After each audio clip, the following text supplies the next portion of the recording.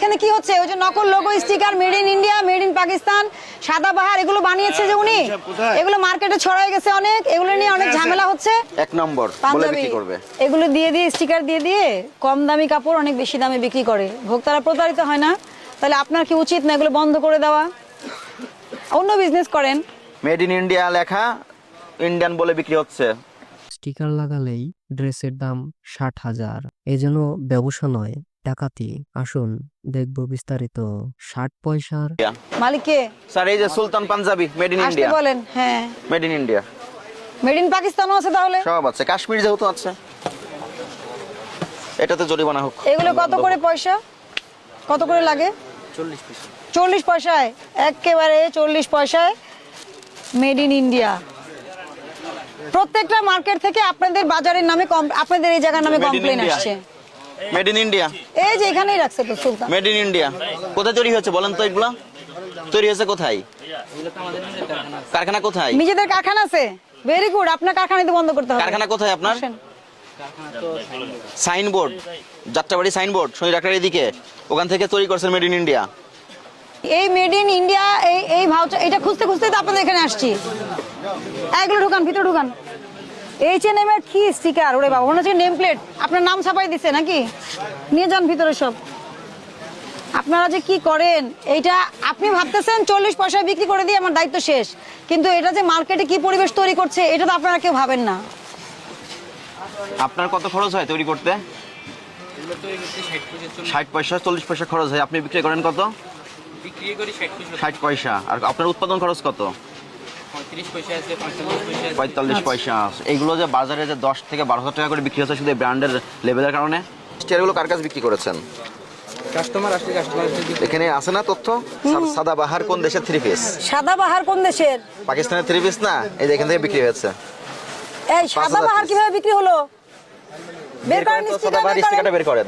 এইগুলো লাগিয়ে পাকিস্তানি 3 পিস বলে বাজারে বিক্রি হচ্ছে 20,000, 26,000, 10,000 সাদাবাহার বিক্রি হয়েছে। 1 টাকা 30 পয়সা করে সাদাবাহার। আগানোরও আছে। এই হলো অবস্থা। যারা ব্র্যান্ড বিক্রি হয়েছে 2000, H&M বিক্রি হচ্ছে। ট্রেড লাইসেন্সও নাই। ট্রেড লাইসেন্স নাই, ফ্যাক্টরি কি দিয়ে চলে? আপনার কোথায় আপনার ইয়ে? হ্যাঁ, সাদাবাহার দেখি, এই তো। আর কি আগানোর দেখি, ওগুলো দেন একটা করে। বাংলাদেশের মানুষের মধ্যে এত ক্রেজ মেয়েদের মধ্যে এগুলো পরার জন্য, কোথা থেকে যে পরে। Adidas, mango, next. বাংলাদেশ থেকে সমস্যা নেই। ইউকেতে যে H&M আছে, ওইটার গায়ে তো এটাই লেখা থাকবে, কারণ বাংলাদেশ থেকে ওনারা প্রোডাক্ট বানিয়ে নিয়ে যায়। বাংলাদেশ থেকে প্রোডাক্ট বানিয়ে নিয়ে যায়, ওটা গার্মেন্টস অ্যাক্সেসরিজ বিজনেস থাকে। এটা ডিল করে কার সাথে? সরাসরি গার্মেন্টসের সাথে অ্যাক্সেসরিজ কোম্পানির ডিল থাকে, এবং ওনারা গুলো মার্কেটে আসে না, আপনাদের মতো এরকম মার্কেটে আসে না। ওনাদের কোনো রিটেইলার থাকে না, এগুলো সরাসরি গার্মেন্টসে যায়, ওখান থেকে রেডিমেড হয়ে কাপড় বিদেশ চলে যায়, বলা যে মেড ইন বাংলাদেশ লেখা। এই যে আপনার দোকানের ব্যবসায়ীরা যে পৃথিবীর সব বিজনেস এক জায়গায় করতেছে, এটাকে আপনারা কিছু বলেন না? এই যে made in India, made in Pakistan, এই যে H&M, তারপরে আপনার টামি হেলফিগার থেকে শুরু করে পৃথিবীর অ্যাডিডাস, নাইকি, মানে পৃথিবীর কোনো ব্র্যান্ড বাকি নাই যে তারা লোগো বানাচ্ছে না। এই যে এই লোগোটা, ঢাকা শহরের এমন কোনো মার্কেট নাই যেখানে আমরা দেখি নাই মেড ইন ইন্ডিয়া। শোনেন, যখন আমরা জরিমানা করেছি, তাদের ব্যবস্থা নিয়েছি, তখন তারা বলছে এই যে মায়া কাটা রাতে সব পাওয়া যায় এখানে, আপনারা যে যদি এটা বন্ধ না করেন তাহলে আমরা করতেই থাকবো। তো আমরা কিন্তু স্পেসিফিক কমপ্লেনের ভিত্তিতেই এখানে আসছি, যে এরা যাদের কাছে সেল করে ওনারাই কমপ্লেনটা করেছে। আমার কথা, এই জিনিসটা, এই লোগোটা দিয়ে একটা কাপড় 10 গুণ বেশি দামে বিক্রি করে, এটা ভোক্তারা প্রতারিত হচ্ছে না বলেন?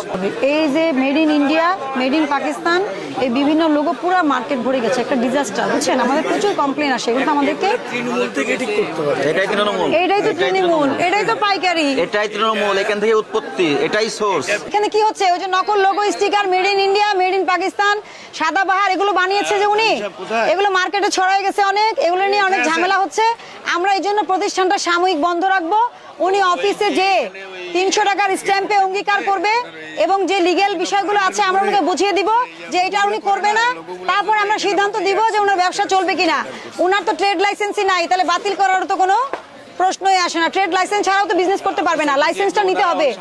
ঠিক আছে, সবাই নিয়ম মেনে চলেন। হ্যাঁ, পরবর্তী নির্দেশ না দেওয়া পর্যন্ত আপনাদের এই প্রতিষ্ঠান ওমর ট্রেডিং, হ্যাঁ, কেন আপনারা মেড ইন ইন্ডিয়া স্টিকার তৈরি করেছেন, পৃথিবীর যত বিশ্ববিখ্যাত ব্র্যান্ড আছে সবগুলোর নকল স্টিকার তৈরি করেছেন এবং আমরা আপনার গোডাউনে এখানে এসে প্রচুর পেয়েছি। সেই জন্য আপনার প্রতিষ্ঠান আমরা পরবর্তী নির্দেশনা না দেওয়া পর্যন্ত বন্ধ ঘোষণা করছি। আপনি আমাদের অফিসে প্রয়োজনীয় ডকুমেন্ট সহ এবং আপনার লিগালি যতগুলো আপনি ডকুমেন্ট আপনি ফেস করতে চান, আপনার এই ব্যবসা চালাতে হলে ট্রেড লাইসেন্স করতে হবে, তারপর কি করতে হবে, এই সকল নকল পণ্য উৎপাদন বন্ধ করে দিতে হবে এবং আপনাকে 300 টাকার স্ট্যাম্পে মুচলেখা দিতে হবে। এই সকল কার্যক্রম করার পরে যদি আমরা মনে করি যে এই প্রতিষ্ঠান চালালে ভোক্তা অধিকার অরক্ষিত হবে না, ভোক্তা অধিকার ক্ষুণ্ণ হবে না, তাহলে আমরা এই প্রতিষ্ঠান খুলে দেব।